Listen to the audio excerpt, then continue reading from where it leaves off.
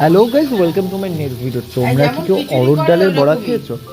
যারা যারা খাওনি, আই মাস্ট সে একবার করে খেও বাড়িতে, অপূর্ব লাগবে। কিছুই না, বিষয়টা হলো যে অরহর ডালটাকে দুবার ধুয়ে সেটাকে ওভারনাইট ভিজিয়ে রাখতে হবে।